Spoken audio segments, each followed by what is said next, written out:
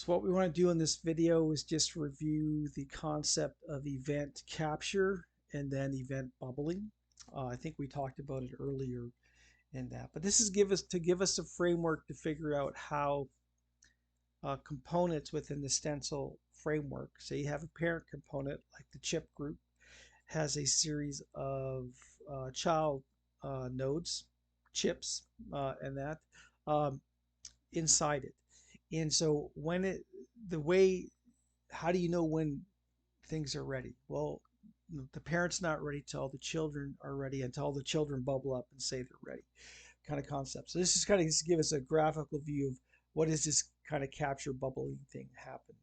So when you click on a browser, you can click in a lot of areas, right? You can click over here, nothing's happening in the console log here.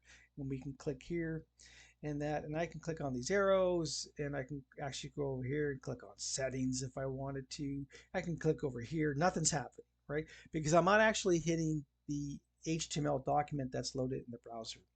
That as described by line 11 here. So we can, in terms of JavaScript in a web page, you need to be inside this rectangle here. Even if I click in this overflow area that the browser is showing, I'm not triggering a capture of an event, or I don't have an event to handle that, and I'm not actually listening to it, so nothing's happening.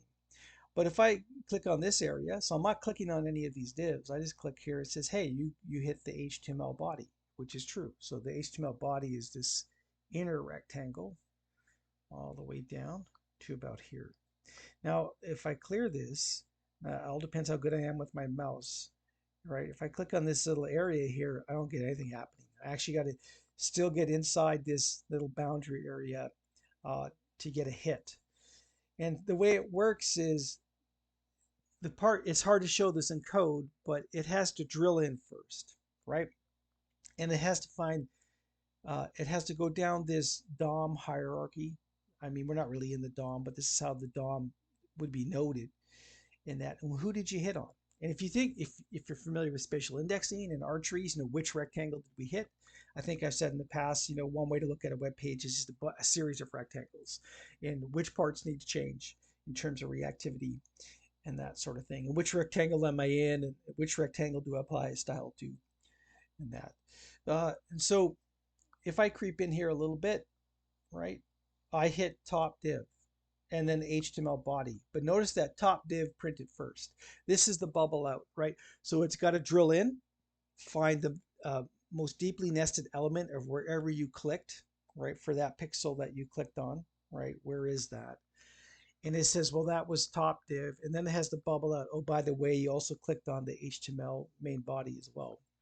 And that. So the drill in, we don't quite see here in the console, but we can kind of infer it by the bubbling out that happens. That, it drilled all the way down to top div, didn't find anything after that, right?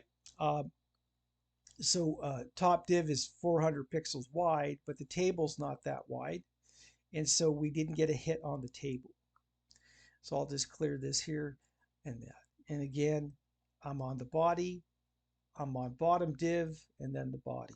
Okay. And then if I click up here just above the table, that's still top div, right? Is the most deeply nested element, because I really didn't hit this table. I hit this area right in here and that. And so it's just to get a feel for this. And again, uh, what if I click on this one here? We'll clear this out real quick, right? Uh, and so we clicked on column 1, row 1, table 1, top div, HTML body, right? So obviously I don't have a listener for bottom div. I wonder if it'd be worth it. Do we actually have an ID in here? We do have a bottom div ID. So we could go back in here real quick in that, and top div. I'm going to do this real quick, and we'll put a bottom div in, and we'll change this to bottom div. And hopefully I'm following my name conventions in that. This is going to be, and we'll call this BB div for bottom div. Keep it short and that, so they don't argue So we'll bring this back, slide it across. Let's clear everything out. Now when I click on this bottom div, right, which also happens to be in column 1, which also happens to be in row 1, which also happens to be inside this table. This table happens to be inside this div, so we can see that. And this div happens to be inside the HTML body. So we can kind of infer how the capture happened by looking at how it bubbles out and that. And again, it all depends where you click, right, to find the most deeply nested object. So if we clicked, I guess, a little bit on the header, I guess, then we wouldn't see as much activity on the bubbling in that. So I'll just bring that forward and we'll take a look at that one more time. Clear this out here. So if I actually click on this header area, I might only notice that I clicked on the header, which was inside the table, which is inside top div, which is inside the body. And so row header, table 1, top div, which is this guy, and HTML body. And so it's going to do that whole capture part of, okay, where exactly did you click? What is the most nested element at that particular location? And then start keep drilling down and then bubble events out uh, uh, as you go. And again, if you're not listening for events, then like no one cares and nothing happens in that.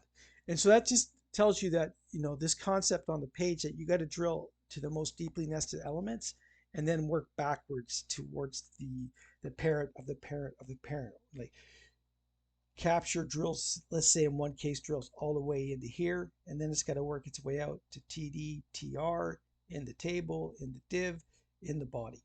Okay, but we first had to drill in to see where you were, and then bubble events on the way up. That's all for now.